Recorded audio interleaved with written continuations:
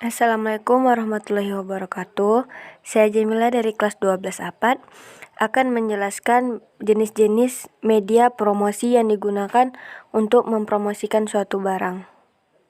Yang pertama, media internet atau media sosial. Keuntungannya tidak memerlukan biaya yang besar, cukup biaya bulanan internet. Yang kedua, jangkauan pemasarannya lebih luas. Yang ketiga, tidak terikat waktu. Bisa kapan saja jika mau mempromosikan suatu barang kita sendiri.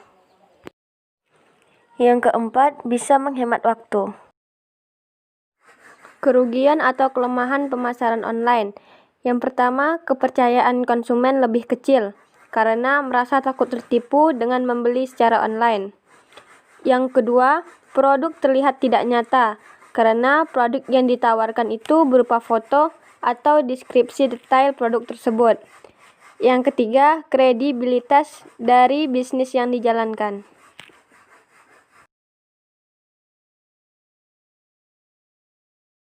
Contoh barang-barang yang sering dijual online itu yang pertama ada jam tangan, baju muslim, kemeja, sepatu, alat kecantikan, dan lain-lain.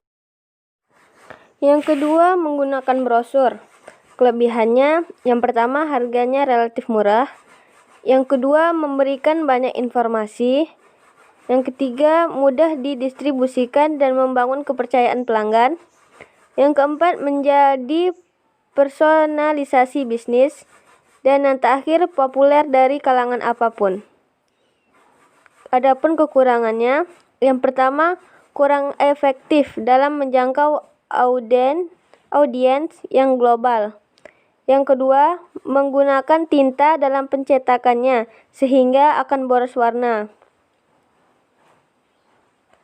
Selanjutnya, untuk kertasnya sendiri juga biasanya cepat mudah rusak atau robek bila terkena air.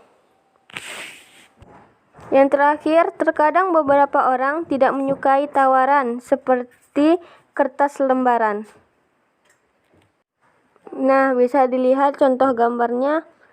Contohnya seperti penjualan tas yang dijualkan melalui brosur.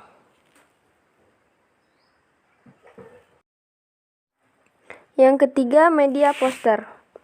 Kelebihannya, yang pertama, area penyampaian yang cukup luas. Kedua, biaya relatif murah. Yang ketiga, unsur warna dan gambar yang lebih dominan dapat menarik perhatian audiens. Yang keempat, mudah untuk dipasang dan ditempel. Yang kelima, bisa terpasang di mana-mana. Dan yang terakhir, fleksibel secara geografis. Kekurangannya, yang pertama, jangkauan target audiens yang sangat kecil pada titik pemasangan tertentu saja. Yang kedua, dianggap mengotori masalah lingkungan. Yang ketiga, mudah robek. Yang keempat, pembaca kurangnya konsentrasi memperhatikan poster karena melihat sambil lalu atau lewat saja. Nah, contoh gambarnya bisa dilihat, itu menjual keperluan harian keluarga. 4. Media promosi banner. Kelebihannya, yang pertama, tahan lama dan dapat dilihat jarak jauh. Yang kedua, khalayak dapat mengatur tempo saat membaca. Yang ketiga, saat pembaca tidak mengerti dengan bacaannya, dapat ditanyakan dengan orang lain. Kekurangannya, yang pertama, mudah sobek atau robek. Yang kedua, meminta pula kemampuan imajinasi dan pikiran untuk memahaminya. Yang ketiga, membutuhkan proses penyusunan dan penyebaran yang kompleks dan membutuhkan waktu yang relatif lama. Contohnya bisa dilihat seperti promosi penjualan mie bakso.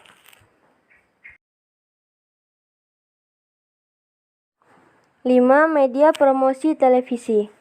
Kelebihannya, yang pertama, televisi punya kemampuan demonstrasi produk. Yang kedua, kemampuan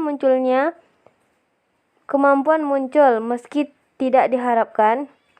Yang ketiga, kemampuan menghibur dan menyenangkan. Yang keempat, kemampuan menjangkau konsumen secara personal. Dan yang terakhir, kemampuan menjangkau konsumen akhir. Kekurangannya, yang pertama, biaya yang tinggi. Yang kedua, terpecahnya perhatian penonton akibat banyak pilihan program lain. Yang ketiga, pemirsa suka menghindari iklan. Yang keempat, iklan yang tidak beraturan. Contoh produk yang sering muncul di iklan televisi itu seperti minuman, makanan, dan juga kebutuhan keluarga lainnya. Minuman tuh seperti ada minuman Coca-Cola atau Sprite. Makanannya seperti mie dan lain-lain. Yang keenam, media promosi merchandise. Kelebihannya itu yang pertama lebih hemat, yang kedua menarik perhatian, dan yang ketiga meninggalkan kesan. Dan saya tidak menemukan kekurangan pada media promosi merchandise.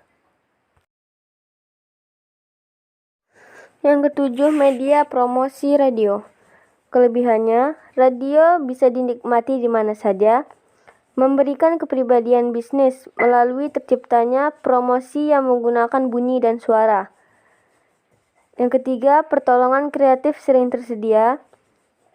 Yang kelima, tarif secara umum dapat dinegosiasikan.